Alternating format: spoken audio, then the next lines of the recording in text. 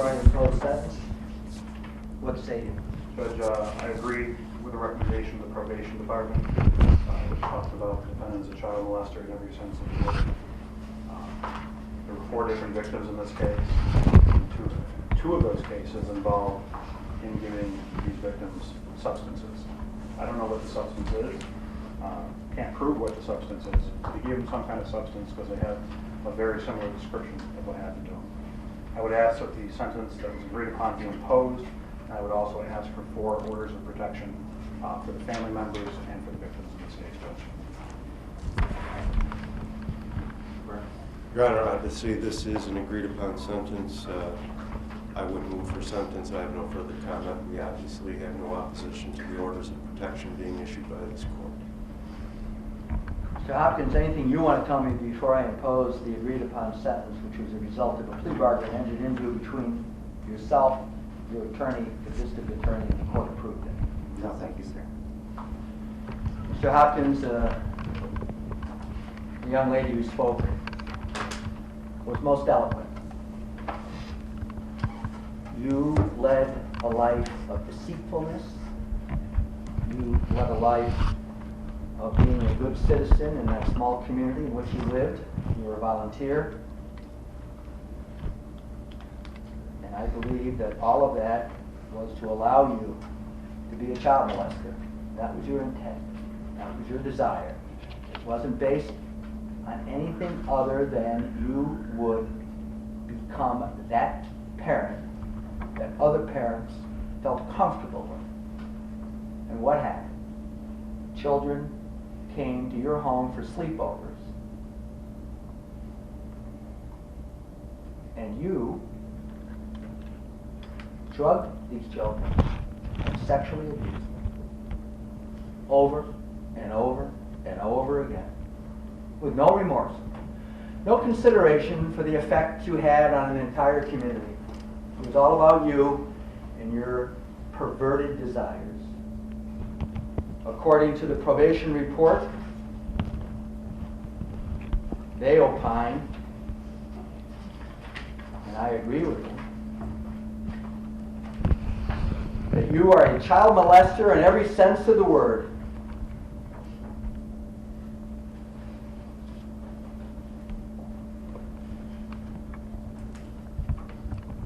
But I will speak to the victims' families.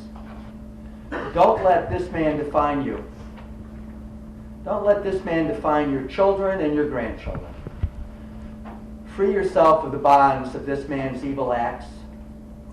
Go forward today with a resolution that you're not going to let him define your lives anymore. As was said, his name will not be spoken by you from this day forward. I suggest that you free yourself of the bonds of this man's deviant, perverted acts, and that you and the children go forward and live good and productive lives, and not be defined by this man's acts toward you. You are not to blame. You are not to beat yourselves up. You are not to wonder, what if? He laid a perfect trap. He was perhaps seen as a pillar of the community, a volunteer fireman, an EMT. He had a job helping disabled people. I believe it was all for that singular purpose of being a child molester.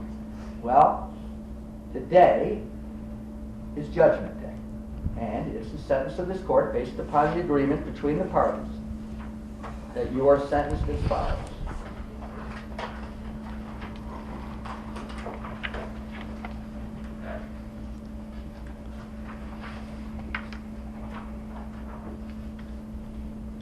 For the crime of course of sexual conduct against a child in the second degree, a deed felony, it's the sentence of the court that you're sentenced to a 3-year determinate state prison sentence with 10 years of post-release supervision. For the crime of sexual abuse in the first degree, a deed felony, you are sentenced to a 3-year determinate sentence with 10 years of post-release supervision. Under count 5, for the crime of sexual abuse in the first degree, you're sentenced to a 3-year determinate sentence with 10 years of post-release supervision. These sentences are to run consecutive to each other. For the crime under count 7 of the lesser included offense of attempted sexual act in the first degree, you are sentenced to 12 years determinate with 15 years post-release supervision. That sentence to run concurrent with the 3 previously imposed sentences. The surcharges are imposed of $325, a $50 DNA fee, a $50 sex offender registration, and a $1,000 supplemental sex offender fee. This particular case, because of the facts that you've now admitted and have pled guilty to crimes require sex offender registration, and you're also subject to the requirements of civil confinement. I outlined that in the time of your plea. I don't feel it's necessary to do so now. In this particular case, you waived your right to appeal, therefore you've given up the right to appellate review of virtually all claims of error. However, certain claims remain, and I must tell you, you have 30 days from today's date to file a notice of appeal. If you're financially unable to pay for the cost of appeal, you may apply to this court or to an appellate court for an order dispensing those costs. Lastly, there's an order of protection that I have signed, running to the benefit of the 4 victims of your crimes. And this order of protection remains in place until October 24th, 2054. 2054. It's an order of protection that's a complete stay away. A violation of this order of protection will lead to a separate and distinct criminal prosecution.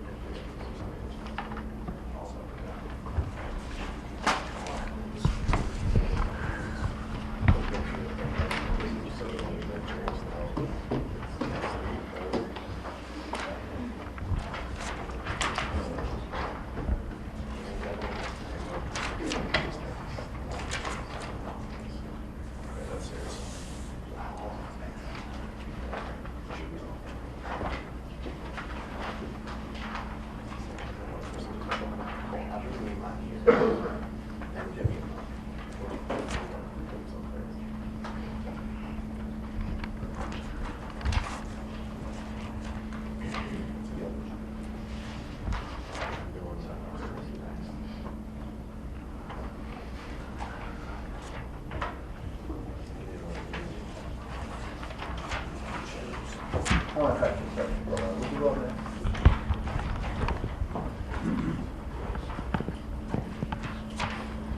In fact, signed the orders of protection, signed here in open court, acknowledging receipt, saying this is a court order, they're to be obeyed to the fullest extent.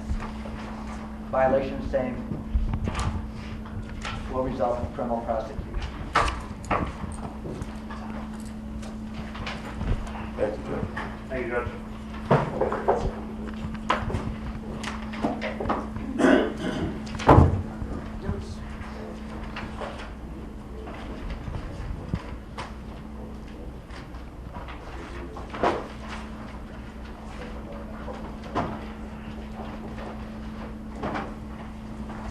See you. Thank you.